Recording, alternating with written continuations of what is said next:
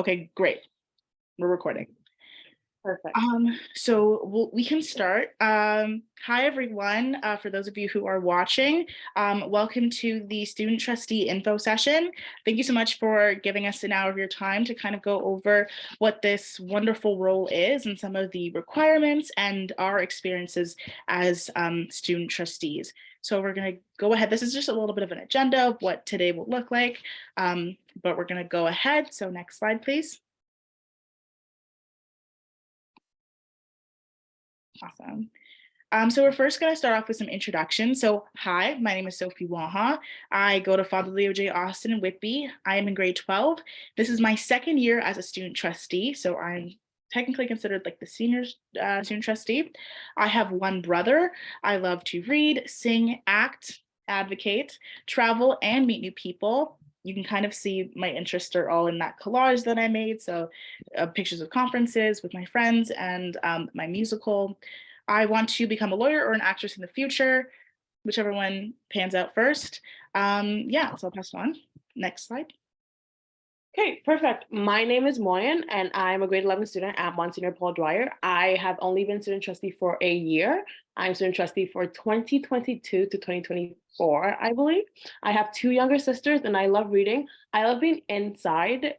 Example today, look outside, guys. No one wants to be out there. I love being indoors, and I love getting to know other people. Yeah. Next slide.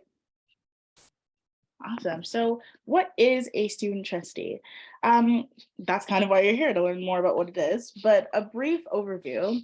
A student trustee is a secondary student in DCDSB who is elected by their peers on the student senate to sit on the board of trustees as a non-voting member.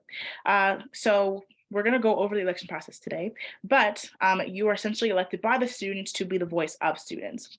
Student representation on the board provides opportunities for student interest to be heard and considered at the board table. A lot of what our job is advocacy. It's understanding student needs and trying to ensure that the board creates practices and policies that consider the student perspective. And student trustees provide a direct voice by students for students. Next slide, please.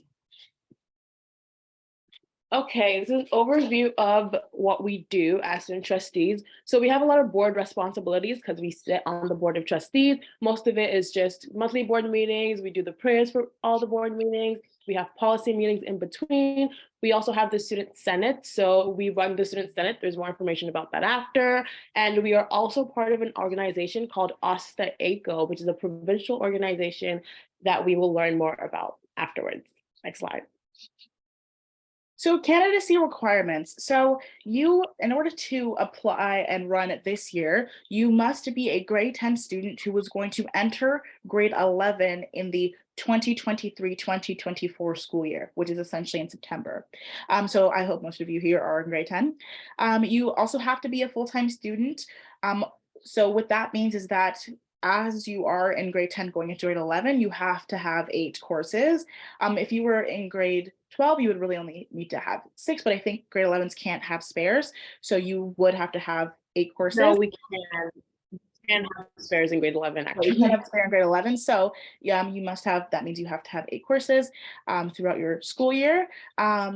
Or now this is the exception. If you are an exceptional student in the special education program, you can also run. So what this means is that if you are in the special education program and you have a reduced instructional length time, meaning that you could possibly be a part-time student, then you can still run because we've made provisions for that.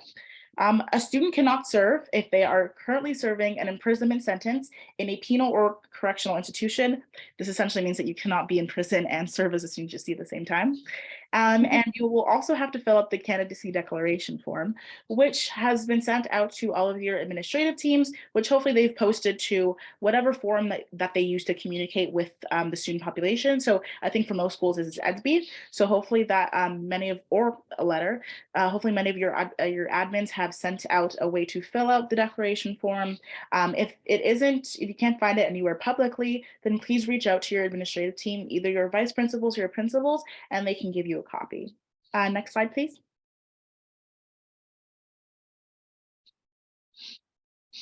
Awesome. So a little bit of the election process. So fill out and submit the forms. sorry, this presentation kind of didn't update, but you have to submit your forms by April 14th. That is next Friday, and the time deadline is 4 p.m. So what we would suggest to you is when you are trying to submit, if you do have to submit that day of, and because you can't submit it anytime earlier on April 14th, then please submit it in the morning so that your secretary has enough time to send it to the board, because it's not you personally who is sending it to the board, rather your school. So please submit it to the office or however your school is collecting the forms. Please submit it in a timely fashion so they have enough time to send it off to the board. So remember, it's April 14th at 4 p.m. Elections will be held on April 24th. A time will be specified later. So all candidates who submit their applications will receive an email later, usually through their schools, that's kind of outlining the time that you need to be there. So the time that we start always depends on how many candidates we have running that year. So for example, last year we had 5 candidates run, and so we were able to start at a normal time. And so our normal Senate time is 4 p.m. to 6 p.m. So we had few candidates, we could run through it very quickly. We started at 4 and we ended around 6. Now, if we have a lot more candidates, so for example, my year that I ran, we had 12 candidates, so they had to start at 1 p.m. and they ended around 6 or 7. So it really will depend on how many people apply, and then that will determine what the time is. But then again, you will know in advance what time that it'll start and what time you need to be at the board, so you can make arrangements. You will need to prepare a 5-minute speech that outlines why you are running, any past experiences, and mainly what you would like to do as a trustee. This is a guideline. You don't necessarily have to follow what each point is that we've given here, but this is what would be very nice in a speech. That's kind of what our senators are looking for and trying to hear for, because it'll kind of give them an idea of what kind of leader you will be. But regardless, you have 5 minutes to essentially speak to the Senate on whatever you would like. Come to the board and you will give your speech on the day of. And then after your speech, there's roughly a 10-minute interview / Q&A session where you will be asked a few questions to get a better understanding of what type of leader you are. I think usually we do around 3 questions roughly. And so you'll kind of be asked questions about leadership, about your involvement, and about your beliefs and why you truly want to do this role. And it will help to inform the Senate again of what kind of leader you are. Once that is over, you will then leave and the Senate will vote. So once every candidate has gone, the Senate will then do our vote. So we have to listen to each speech, they'll write down their notes, they'll know kind of who they are in favor of. And then after, they will do their votes and then we kind of ballot it up and submit it. The candidate will be contacted sometime after. How much time is kind of unsure, just kind of depends. It could be a week, it could be 2 weeks, it really just depends. And then the successful candidate will also be publicly announced at the May board meeting. So if you don't hear back by the May board meeting, then you can kind of guess that you were unsuccessful. But I would say if you kind of want a timeline, a week, 2 weeks, sometime around then. Next slide, please.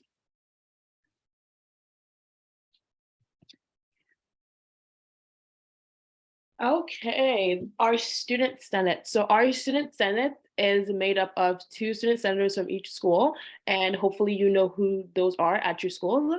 We also have our president or a representative from each student council.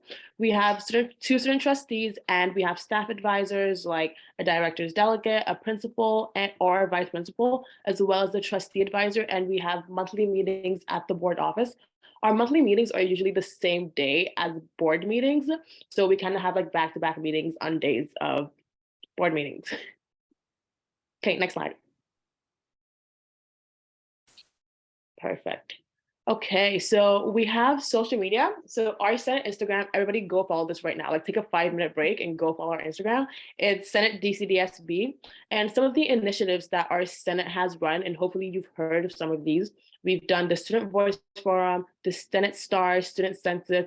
We also wrote a letter, correct me if I'm wrong, I believe it was last September. Was it?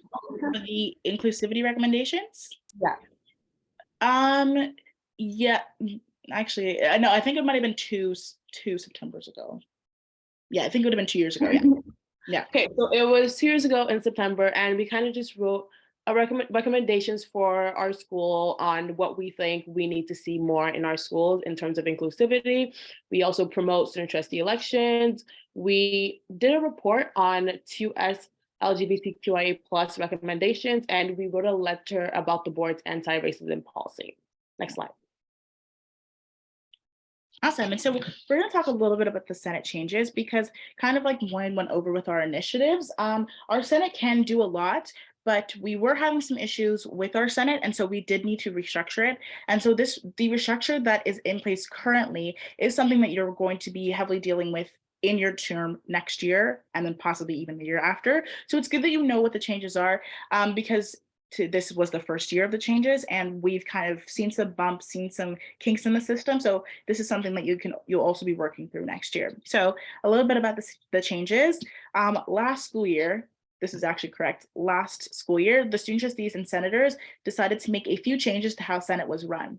These changes were, we allowed for non-student council members to be part of Senate, which opened up the selection process. So before, if any of you are familiar, our Senate used to be selected, more so elected, through the same way that a student council would run their elections. So usually each high school during their student council elections would also run senator elections. And there are a few issues with that just because we found that students who were really involved in leadership or involved in equity work either weren't applying or weren't being selected for a myriad of reasons, but a lot of them kind of just felt as if student council elections sometimes were popularity based. And so they felt as if they didn't really want to run because they thought it was pointless. So we thought this way would be a good way of kind of eliminating that. So anybody with any voice and any experience could come to Senate and speak on it.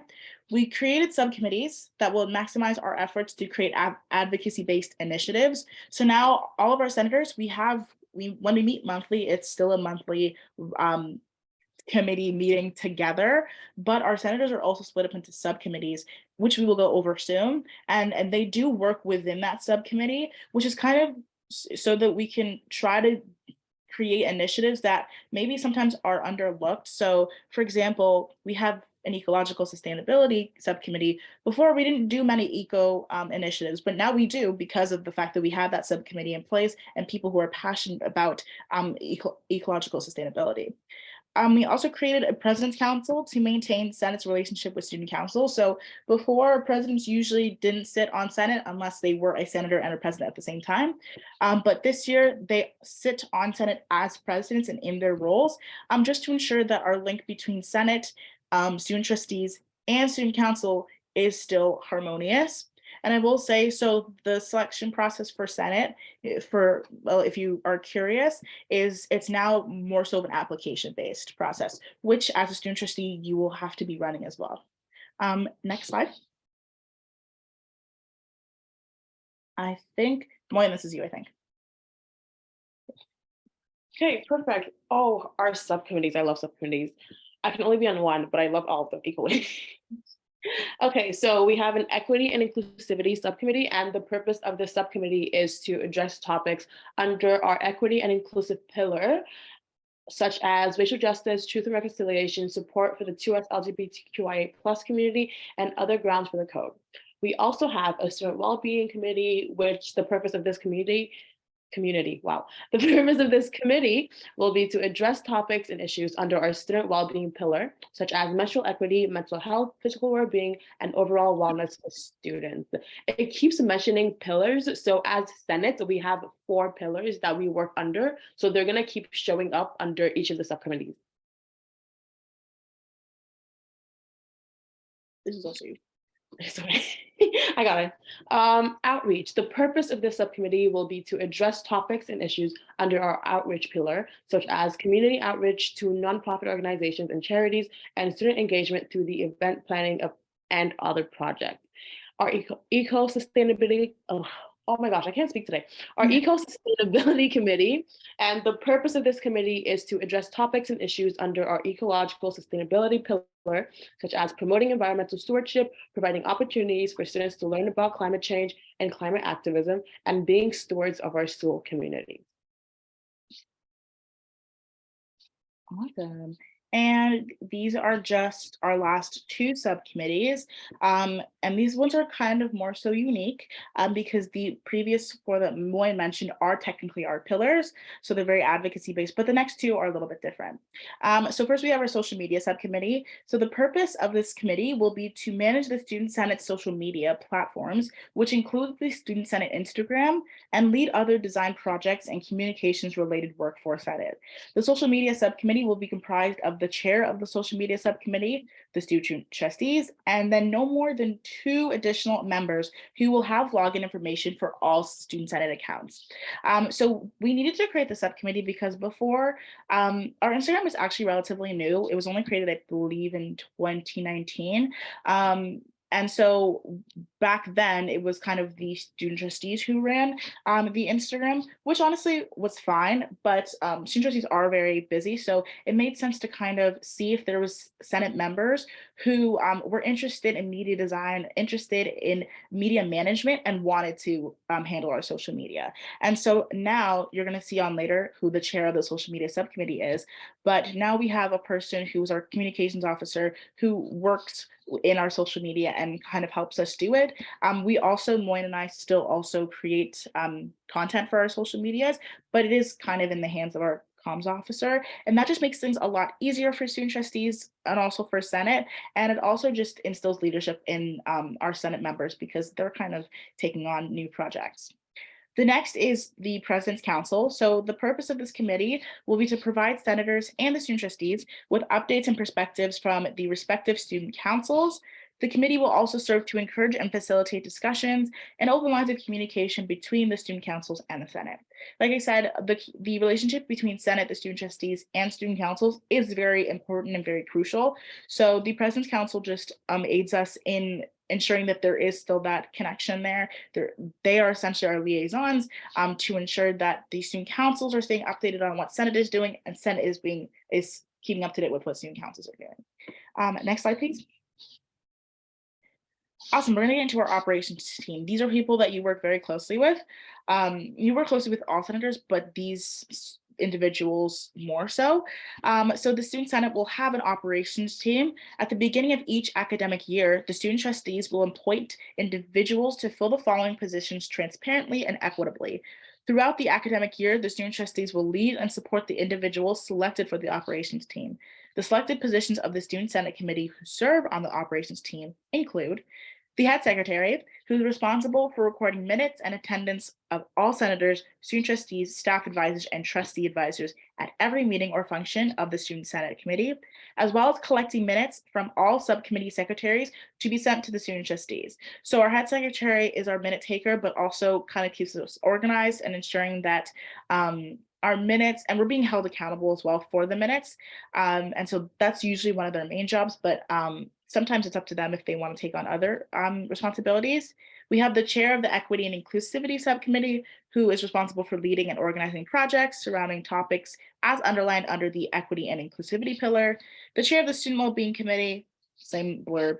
The chair of the Outreach Committee, again, same blurb. And then we'll go on to the next slide.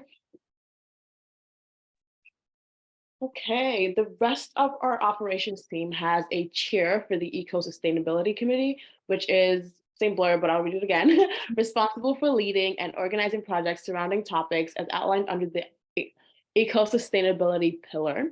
Our chair of social media is responsible for co-managing the Senate Instagram account with the student trustees and leading other design projects and communications related work for the Student Senate, such as the Senate Star. So the Senate Star, I don't know if anyone's ever seen it, but it used to run through our Instagram, I believe. And it was kind of like a collection of monthly activities at respective schools.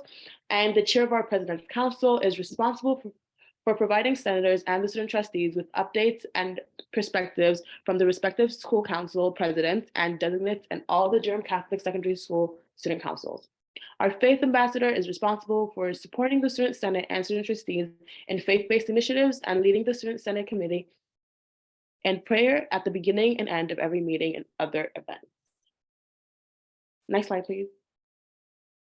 Awesome. So here are some student trustee responsibilities. I mean, everything we've kind of outlined is your responsibility, but kind of a little bit more that we haven't really mentioned. So be the voice of students in Durham Catholic. That is the number one thing that you essentially have to do is making sure that you are the voice of students and that you are voicing student concerns. You're showing leadership. So something that Moyne and I have both experienced is being leaders in our community. So that means our school community, as well as our board community and provincial community. So our schools will sometimes tap on us if they need a speech done by students or if they need a student-led project, and which is honestly a lot, sometimes a lot of pressure, or it is a lot to take on. But the one thing that we kind of both understand is that it's also an opportunity to get other students involved in leadership. So for example, your principal might come to you and ask for a student delegation to the community about something. It doesn't only have to be you. You can bring in other students to make that delegation. And that's a lot of what our job is, ensuring that student leaders feel empowered to use their voice. That's very, very important in this job. Promote Catholic values in education. So while you, sorry, um, for this position, you technically do not need to be a Catholic, but you still need to promote Catholic values and education. So you can apply as a student trustee and be of any faith or of any Christian denomination, but just ensure that you're still showing Catholic values and you are still supporting Catholic education. Student trustees do not have voting rights. So even though you sit on the board of trustees, you technically do not have a counted vote. So if there is a motion at the board for something, you can still technically vote, but your vote does not count towards the overall vote of whether or not that motion passes. We have the same opportunities as trustees of the board. So there, if for those of you who want to kind of check this out later, there is a section of the Education Act 55.7. You will remember that. That is ingrained in your brain. 55.7 is ingrained in your brain by the end of this term. That essentially outlines our rights, but also outlines the fact that we need to be treated the same as trustees of the board in certain senses. So for example, Moyne and I are both calling you from board issued laptops because our trustees also have board issued laptops. Moyne and I both have board issued phones because our trustees also have board issued phones. So trustees of the board get professional development, so do Moyne and I. So a lot of the external opportunities that are available to trustees are also available to us in most senses. I think there's only a few that will be the exception, but they're also available to us because at the end of the day, we have very, very similar jobs. And so sometimes you need the extra help, whether it's technology or you need the professional development to do your job more efficiently. We co-chair Senate, like we've kind of gone over, and then you also will be involved in Asta Eco, which we will go over later. Next slide. Okay, so the majority of your board responsibilities just include attending all regular board meetings, participating in board committee meetings. You cannot attend meetings that are close to the public. So sometimes they have in-camera sessions, and if they're close to the public, then technically we are not allowed to be in those meetings. And you also have to act as a representative of the Durham Catholic District School Board, like student population at these board meetings. So it's essentially your whole job to bring the student voice and student perspective to board meetings. Next slide. Awesome. Okay, so how do Senate meetings run, would you say? So this is an example of like technically one of our agendas. So you as a student trustee do have to create the agendas for Senate meetings, and which is honestly whoever comes into this role, we have all of this prepared for you, but you do have to create the agendas and then also ensure that minutes are being taken. So this is roughly like what an agenda looks like. So you'll have your call to order, you'll have your land acknowledgement, you'll have a prayer, you'll have your roll call, seeing who's here and who's not here. Then we have something called Robert's Rules of Order. So Robert's Rules of Order is essentially a system of how to run meetings and how to organize meetings in a professional manner. So our parliament uses Rules of Order. Many school boards, I think all of them use Robert's Rules of Order in some capacity. So we like to model our Senate like that. So we use them very loosely. There's certain things that happen at Senate meetings that, would have to be done very differently at board meetings, but we try to use them loosely. So for example, you need to approve the agenda, which we do. We approve the meeting minutes. Then we have presentations. So sometimes we'll be contacted by admin in the board or members of the board to kind of come in and speak to Senate about a topic or an issue, and then that would go under presentations. Then new business is usually just like anything that we need to talk about. So we'll have our subcommittee updates, we'll talk about our communication, and then anything else that we need to go over. So this is the agenda for January. So we talked about return to in-person learning, we talked about the committee handbook review, we even talked about student trustee elections. Then we have council updates, we talk about issues in all of our respective schools. Then the student trustees do a report, so we keep them updated on what we do for the month. So most of it is OSTA ACO related, or we have council visits or we're doing a presentation somewhere, something like that. Then we have the rest of the agenda. I know it's cut off, but we have inquiries and miscellaneous, items for the next agenda, the date of our next meeting, a closing adjournment. So we need a mover and a seconder for that, and then also a prayer. Yeah, next slide. Awesome. Okay, so OSTA ACO. We've mentioning them a lot throughout this presentation because we do a lot of work with them in our role. So OSTA-AGO stands for the Ontario Student Trustees Association. The French part of that, and I'm hoping I'm going to butcher this, l'Association des élèves des conseillers conseillères de l'Ontario. And so OSTA, ACO, OSTA being English, ACO being the French. They are the largest official student stakeholder group in Ontario who advocate for over 2 million students. So OSTA ACO is a NGO, but they're also a government stakeholder. So they have very good ties to the Ministry of Education, which you will also do work with, given the fact that they're the Ministry of Education and we work within education. So they have really great ties with the Ministry of Education. And so at most of their conferences, because they do a lot of professional development for student trustees, the Minister of Education usually comes in and gives the General Assembly, so all of the student trustees there, an update on what the ministry is doing within education. So Stephen Lecce came to our fall general meeting, which happened in October. We've had other politicians come in. We have organizations from across the province come in to talk to the student trustees because they need student perspective, and OSTA was a great way to get it. So you will do a lot of work with them. There's work that you'll do within the organization. So for example, there's 3 tiers to the way the organization is structured.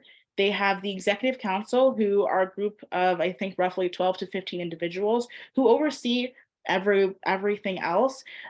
They have jobs where they're essentially trying to keep the organization running, and they're always elected during some time in the like student trustee cycle of when you're working.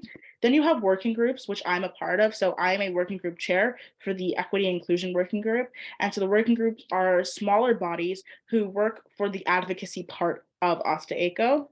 And then you have a cabinet and you have the board councils, so which both Moyne and I are part of. So the board councils kind of function to ensure that both public board values and Catholic board values are heard and respected within the organization, and they'll do their own respective work with Catholic unions, public unions. Like the whole structure, we can get very in depth, but we're trying to just give you a rough overview because it is very important. You will be working with them a lot. More, you can even kind of speak about your experience with them, given the fact this is your first year. Yeah, it takes, I think part of understanding OSTA really is just working with OSTA and being a student trustee. There's a lot of acronyms. There's a lot of acronyms that you kind of understand in the space, especially with Durham Catholic. So when you're in the space and you're doing things with these groups, you're like, oh, this is what this group stands for. So it might seem like a lot, but it's not that much.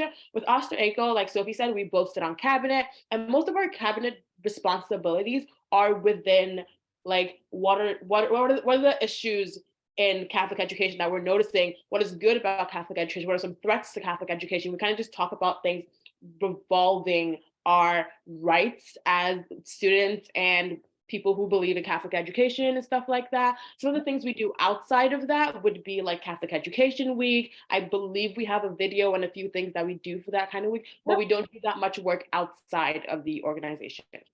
Yeah, that's a great way of putting it. So we're gonna have a quick Q&A session. So if you have any questions, put them in the chat box and then we'll be able to see them and then answer them. Yeah, and so maybe we'll just filter some of those in now. So don't be shy, ask us some questions if you're curious or there's something that we kind of didn't answer well. And maybe even while we're waiting for some questions to pop in, Moine, we can kind of talk about anything that we didn't go over, like this is your first year in the role. How are you kind of feeling with everything that you've kind of experienced? It's been 7 months, but you know. Oh, it's been a long, really, really long road. I think it's an amazing opportunity, Mhm. but something that you kind of get a sense of during election time and kind of like applying for the role. If you're anything like me and you kind of need like clear instructions, you really need to know what people are looking for. You can't, not that you have to wing it, you have to have like knowledge going in. But one of the biggest parts of your job is just being able to speak to people, to advocate for people and stuff like that. Mm, very true. Okay, someone asked, what is the difference between a senate and a trustee? Good question, honestly, because um, so Moine, do you want to answer that? I can answer that. It's actually really interesting. A lot of people don't know the difference. So Very a true. senator is someone who sits on our Durham Catholic District School Board Senate. The Senate is a subcommittee of the board. So we have approximately 21 students on our Senate. So we have two students from each school, and we have presidents from President's Council, and we have a few admin staff and members of the board versus a student trustee is someone who sits on the board. I know it can be very confusing. Yeah. You will get it eventually. A student trustee is someone who sits on the board. So you're a member of the board. You also sit on Senate, but you have different roles at the board and on Senate. So you kind of lead Senate, and on the board, you're a member. So with Senate, you're kind of like organizing what to do. And with the board, you're just giving like student opinion to the board. Yeah, that's a great way of putting it. We oversee Senate. We, if that makes it more clearer, but yeah, we oversee Senate, but also Senate is there to aid the student trustees as well. They are a board committee and an advisory board committee, which is very important to know. They advise sometimes the board, but they also really help us because Moyne and I are just two people. The student trustees are just two people from two schools. And so they sometimes won't know the perspective of schools in different regions. Sorry, not different regions, different towns. So for example, I live in Whitby. I don't know the student perspective of students in Oshawa. Like that would be hard. But Moyne lives in Oshawa. And so she would I think know. Sophie's frozen. Okay. Oh, am I? I think what she was gonna say was that she lives in Whitby and I live in Oshawa, and we go to that have two different like student populations. So sometimes it might be, oh, she's back. Are you back? I'm back. Yeah, I'm back. That what Okay. happened. It's the rain. It's the rain, y'all. You can finish up that thought. I think you had what I was saying. Like I heard you. Yeah. Okay. So she lives Yeah. in Whitby. I live in Oshawa. Two like different schools. We might have different demographics. People might be having different issues in different towns. So it's really nice to have two different points of view to issues and things within our school. Yes. And so, but because we are two people, our Senate is 14 people plus seven, actually. So it's actually 21 people from right across the region. So we are able to hear the perspective of doc students because of their senators and even their president. We're able to hear the perspective of students at St. Mary and Pickering, which is far from where both of us live, because of the fact that we have senators and students from that school who sit on Senate. So they are leaders in their school, and but they also aid us. So two very different roles, but both very important. Okay, it's being flooded, which is great. So hold on, I am live. Um, awesome. How was the operation team chosen? Um, wait, Moyen, you were here for the operations team. You can answer that. Yes, Yeah. it was. Okay, so for the operations team, so what we do is I believe at our first Senate meeting or before our first Senate meeting, we kind of send out like what the operations team is, just as a refresher for our senators. We also send out forms for information. So like what are your favorite things, like not what are your favorite things, but like what are you more interested in, what do you have experience for some of the roles, just kind of tell us about yourselves. And Sophie and I kind of go through them. We look at who has more experience with certain kind of thing, or who's more passionate about some things, or who's more like guided in the directions of certain things, and we choose the operations team. And from there the operations team has their own subcommittees and they just roll with it. Yeah, so true. Um, Next question. Does your candidacy form need to be approved before you may be considered a candidate and begin writing your speech? Great question. So, when you do submit your candidacy form, so you honestly, the way that this worked for me was I essentially filled it out and then I approached my vice principal saying, "Hi, like I'm Sophie. I want to apply. Here's my form." And then my vice principal just submitted it. So usually they won't. Most admins won't take issue with submitting because usually it's just you just as soon as they get it they just submit it. So begin writing your speech. Every candidate, yeah, every candidate that gets For submitted, the most part, if you get it past your admin team, then you should like start writing your speech. If you're able to get 100%. like Yeah, if you get it past your admin team, everything should be good. and you should because then again, like most of them wouldn't say no unless for Yeah. a very very specific reason. This some student trustee elections and other boards work a lot more rigorously and they're very more strict, but you should be able to get it past them. And so as soon as it's submitted, you're considered a candidate. So then yes, you must start writing your speech. Um, Next question: being a student trustee, does that mean you will be working with the student council? That depends. So for some student councils, yes. For others, no. It really just depends. So, Moyne might have a different experience, but sit on my student council as an honorary member. So, yes, technically, I'm a full member, but they add tack on that honorary just because I wasn't technically elected by my school student body, and so. Yeah, I sit there, I go to meetings, I help out, I participate. I'm essentially a full-fledged student council member, but there are schools that don't let you sit.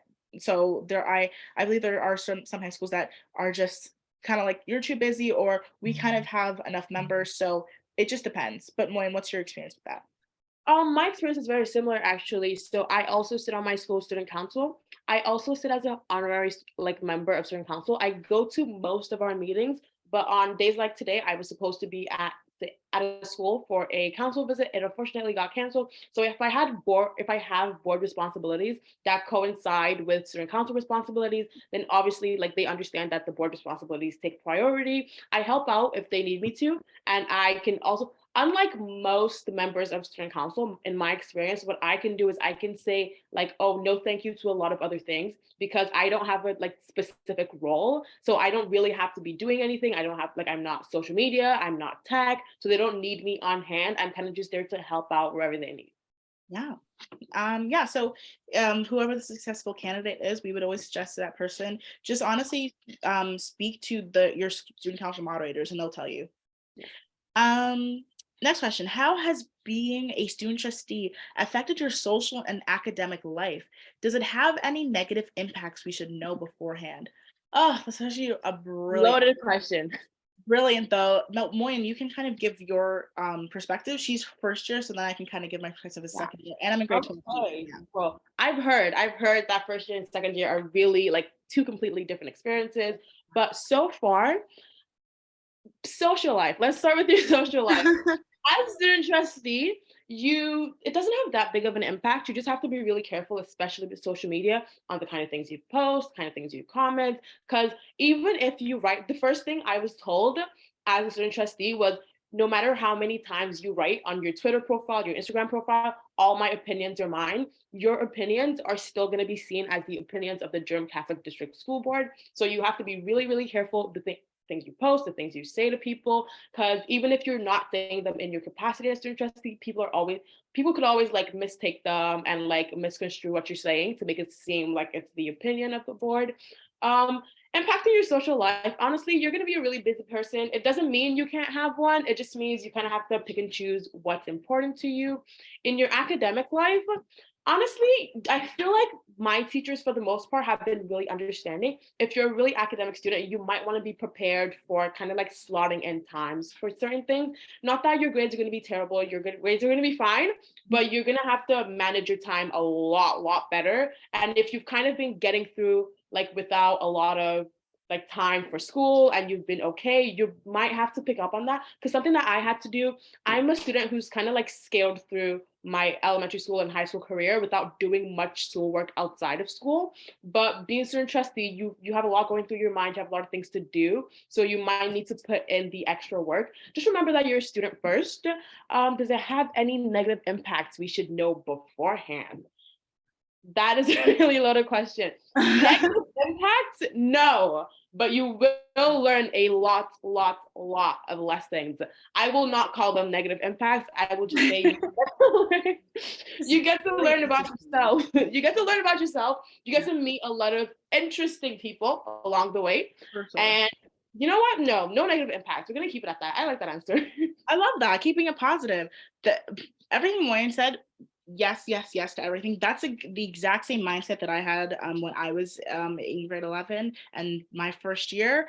And so I'll kind of give you the perspective of, and this is honestly the perspective that I think every student trustee comes to when they are in grade 12. So I think this is like a little epiphany Moyen will have, and then the next person will have, I promise you. But like she said, yes, be very careful with your social media.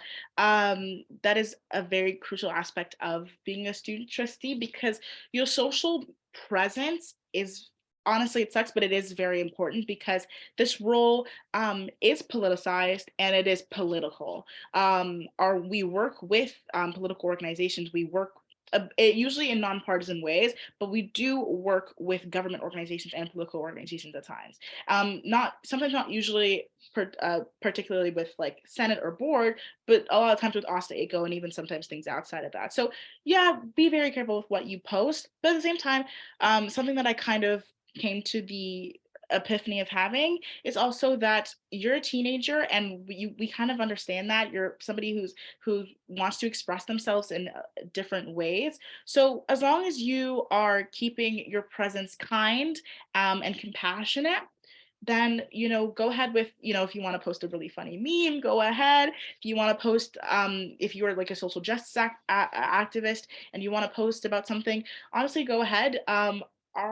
Our jobs as student trustees, we're really lucky because even though our role is politicized, we also aren't in the same level playing field as an adult trustee who really does have to watch what they say because they're paid by taxpayers and they're voted in by taxpayers. So you do have to be careful with the line that they toe. But because we're voted in by students, it's a little bit of a different playing field, which we can explain a little further down the line to the successful candidate.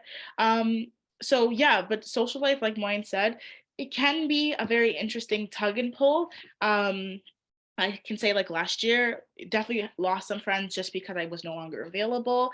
So I would always say that you do want to be very completely open and honest with the people around you, with your friends, with your significant other, with your parents, just letting them know that you are going to be a little bit more busy. Then again, with some really good time management skills, it won't be so bad. But now it's like a running joke with my friends, at least, I'm like, guys, I have to go, I have a meeting, and they're like, ugh, another one. But and so you surround yourself with people who lift you up and who understand the fact that you are a busy person, and that's not necessarily a bad thing. You will be able to carve out time for your friends. Academic life, hopefully you are already a really grounded student and you are good at your schoolwork and you kind of like have that foundation, because that's so important. You will miss a lot of well, I don't want to say a lot of school, but you will miss a significant amount of school. I can't lie. Yes. You are going to, yes, it's inevitable. You go to conferences, you do things that are very important for the student body. So you will miss a good amount of school. So as long as you have, again, open lines of communication with your teachers, with your guidance counselors, please stick at your guidance counselors. They are some of the most amazing people who can help you through this process. So reach out to them. As long as you have a good relationship with these people, it will not be so bad on your academic life. And then again, even if you weren't a student trustee, if you need an extension, ask for it. Like your teachers should be reasonable enough to grant that to you if the reason why you need an extension is understandable. Yeah, but negative impacts, honestly, no. Other than the fact that you're going to be a little stressed out, can't lie, you're going to be a little stressed out. I don't think you're going to leave this position and be like, I really regretted running. Like it's kind of one of those things where it's like, do I wish I knew more? Absolutely, but it's not something that I ever regret. That was a great question. It was super Really good long, one. but we got to the meat and potatoes. Does the speech have to be memorized? So I'm guessing you mean the speech at the board. No, but we suggest that you do. It's Moina will tell you how what she did with her speech, but for me, I had mine. Mine was online. It was on Zoom, so I had it like 90% memorized, but I still had it pulled up. So have it somewhat memorized. And come to the board, you can still have your papers or your cue cards, whatever means of your speech, wherever it's written. You can still have that with you, and you can technically read off the paper if you want to, but it is nice to kind of have it a little bit memorized because you want to make eye contact with the senators and really speak to them rather than speak through them. Moin? Yeah. Wow, right. My legendary speech. Oh my gosh. Okay. So I think I'm a pretty strong public speaker for the most part. I'm also a very, very, very, very anxious person, and I did not know what to write for my speech. So I actually wrote my speech on my walk over to the board office because my school is about a 2-minute walk away from the board office. I wrote my speech then, but I started thinking about what I was gonna say like a week before. Like right when I picked up that candidacy declaration form, I had like topics that I was going to go through in my head. I knew I wanted to talk about special education. I knew I wanted to talk about racialized students. I knew I wanted to talk about advocacy and the work I've done in the past. So I had all of those like in my head. And writing the speech was just bringing them together, just making sure I stayed organized. So for the most part, with your speech, you just have to make sure that if it's good for you, like you don't not a great advice, but like you don't have to write it down if you don't need to. Just make sure you have your key points. If you need to have it memorized so you can really connect with like the people that you're speaking to, go for it. But for me, it was really easy. Just have it in my head, wrote down my key points, and I was good to go. Yeah.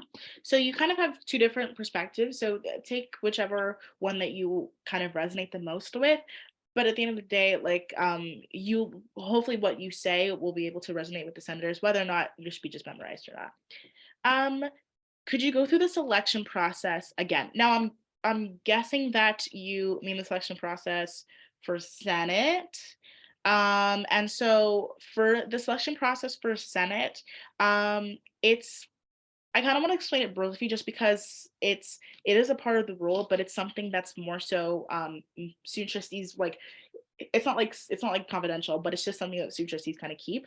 But essentially, a senator needs to apply. So you need a teacher reference or you need a peer reference, but I believe we did teacher references last year. So you need a recommendation from a teacher that gets submitted to your principal. Then the principal sends all the recommendations to us and all the candidates to us, and then we will send out a form for all the candidates from all the schools.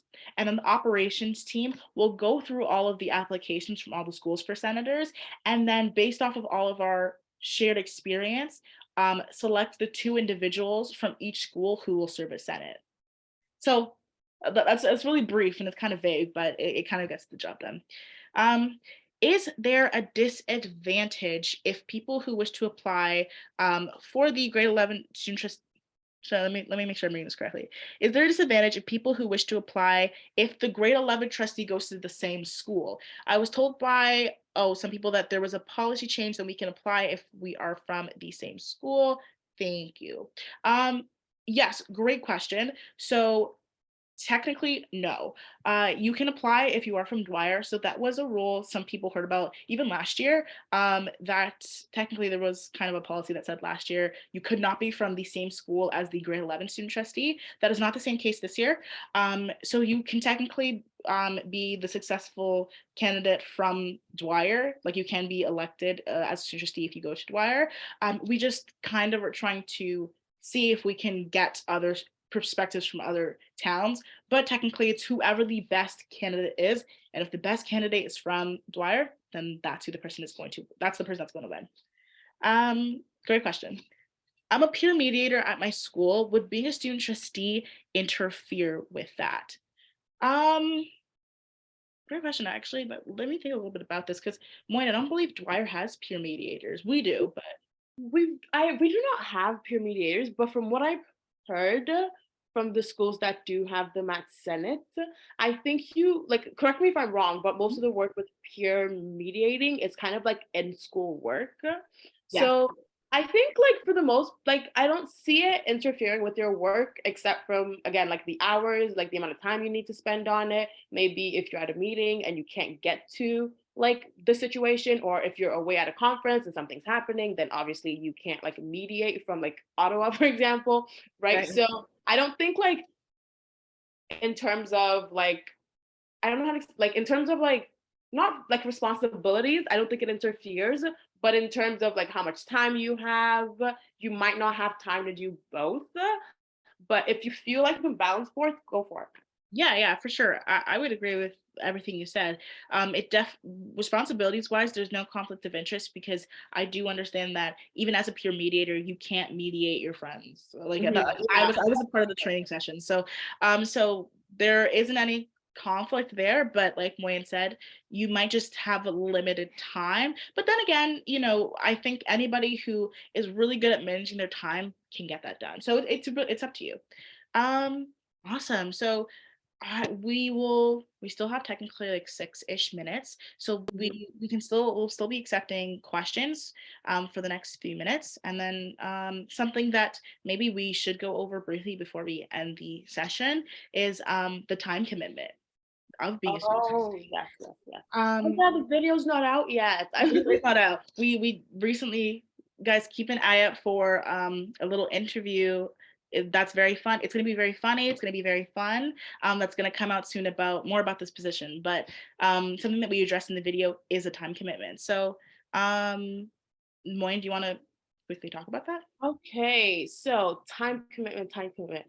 How do I explain? Okay, I feel like the best way to convey the time commitment is like weekly.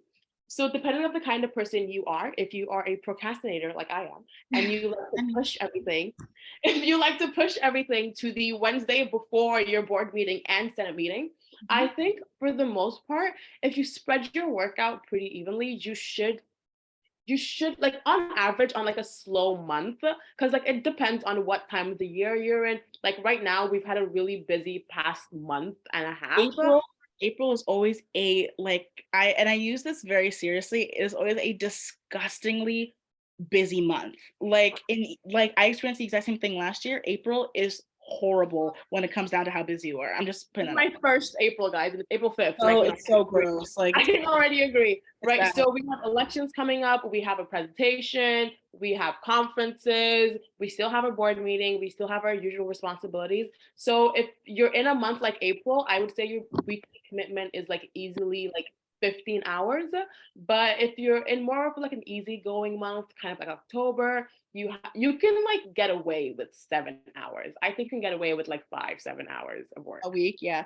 Yeah, I would 100% agree with that. Like, April alone, I think we'll be working roughly 10-ish, maybe even 15 hours a week. Um, then again, like you also people think like that might haunt you a little bit. That might make you a little scared. Like it's not like a sit down. Like it's actually very spread out. Like for example, like Monday you'll have a 30-minute meeting. Tuesday you might have a 1 hour meeting. Wednesday you might have a two-ish hour meeting. And then I always count emails and speaking to people over the phone as work because it Oh technically yeah. is. Oh So yeah. you're Those always emails. answering you're always answering emails, you're always speaking to people, so that it's it's very spread out, but you feel it at the end of the week. Yeah. So that but how Moyne explained it is very Yeah. You also have like I feel like this factors into the 15 hours though, but like for this presentation, you have to get your presentations ready. So you have to work on those. If you have a speech, if you have to write an email. I think like a big chunk of my time sometimes is formulating emails. I really, really am not the best at writing emails. I don't enjoy it at all. But you have to sit there, you have to respond to them. Sometimes you get emails. Like I think this week I've gotten at least like 5 emails a day. yeah. Every day this week, we've had like 5 emails. And then sometimes there's just like scheduling problems. Like you need to have a meeting, but like people are not available to meet at this time. And then you just keep going over and over and over, Yep. But I think it's a big time commitment, but it's definitely worth it. Yeah, for sure. And like she said, like there are going to be off periods, so there's going to be months where you barely do any work, and that's really great, honestly. Okay, we have a few more questions, and then we'll probably wrap up. For the interview and speech, will it be done individually? Like, are there going to be time slots? Yes. So once every candidate gets there, I believe like we do it in 15-minute, no, 20-minute increments because it's 5 minutes for a speech, 10 minutes for interview session, 5 minutes for Senate to debrief, next candidate. So it'll be done in 20-minute increments, which is now you can kind of understand why it does take a long time if you have a lot of candidates.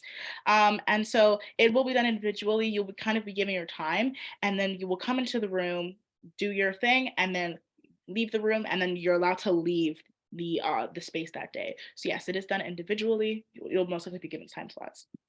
How will you detect AI being used by Cool. appliers to rate their applications? This is such a funny question. Fun fact, ChatGPT. though. Fun fact. Um, We this will is actually not go silly. no, this is actually okay. You know what? It's a fair question.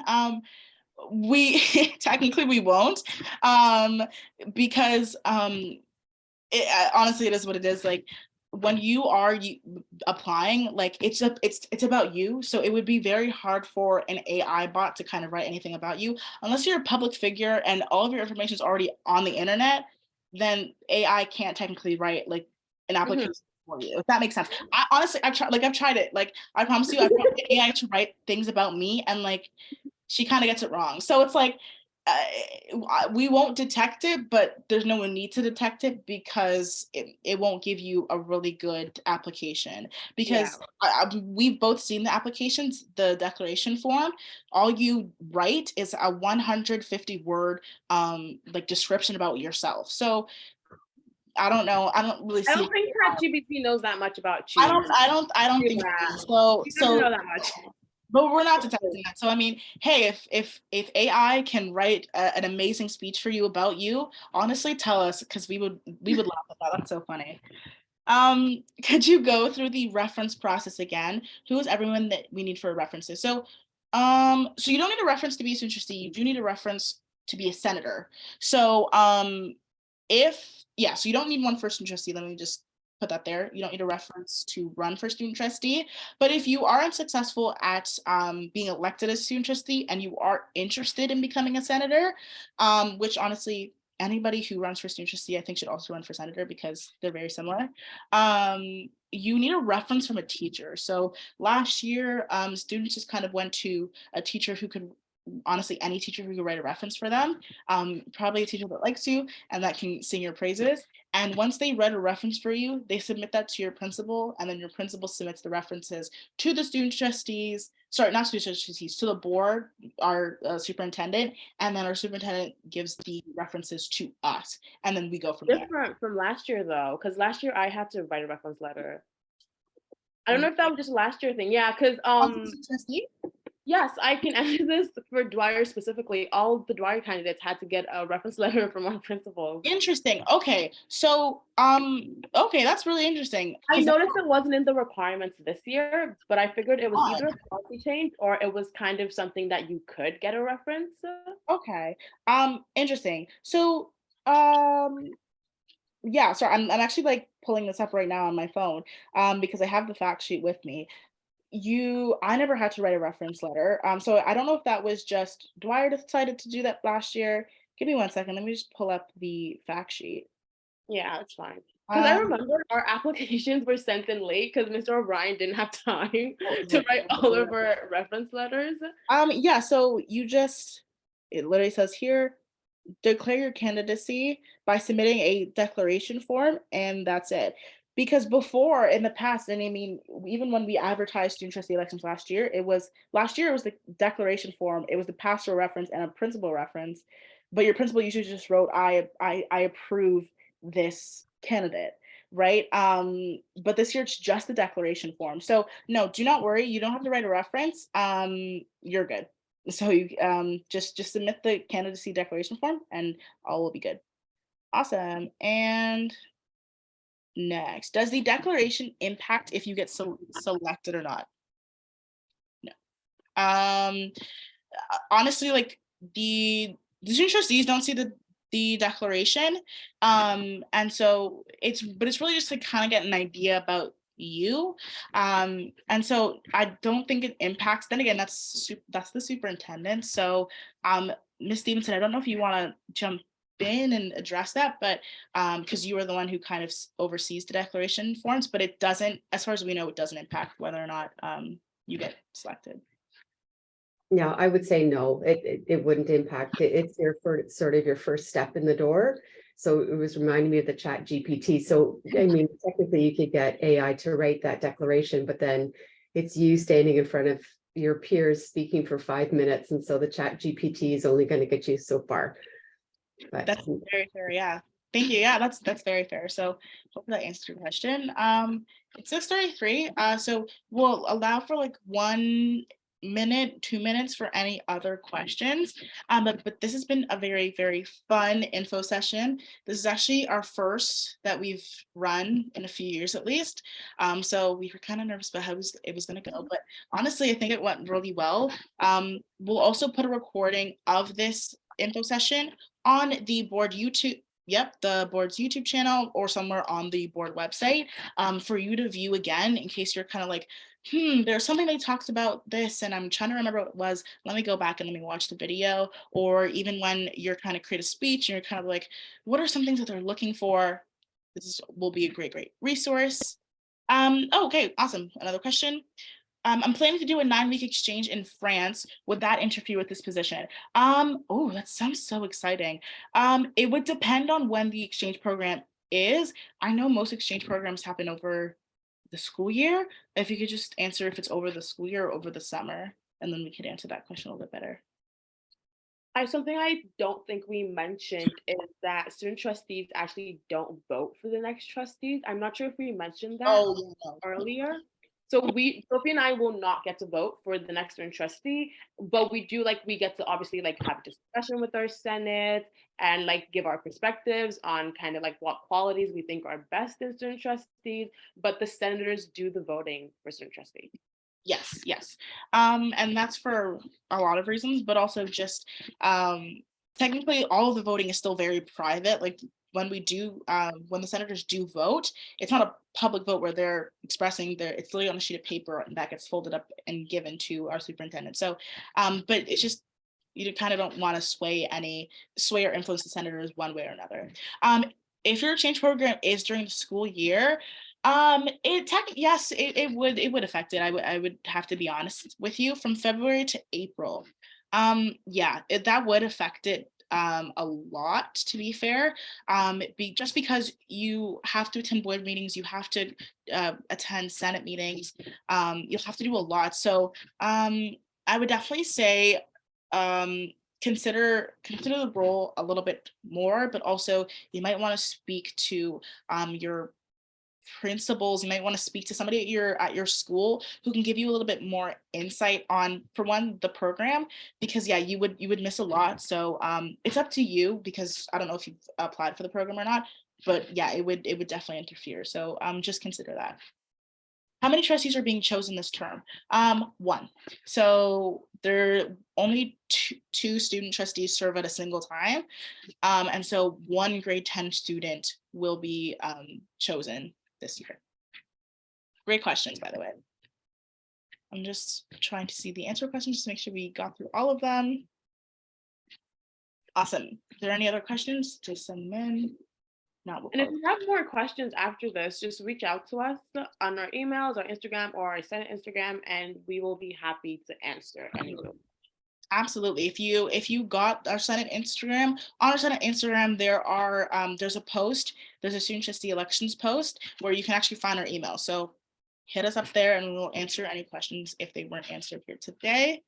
I'm seeing that I'm not seeing any other questions come through. We'll probably close up. So thank you all for joining. It's been really, really fun kind of speaking to you all and presenting what is a student trustee. I hope all of you who are here today do apply. It's an amazing, amazing position. Yeah, and so we will see all of you successful candidates at the election. Maureen, you want to say anything? Thank you so much for coming. And I hope you apply, guys. It's really fun. I hope we didn't scare you too much, but it's really fun. Please. So we all are free to go. I think you can trickle out. Okay, thank you so much for coming. Thank you.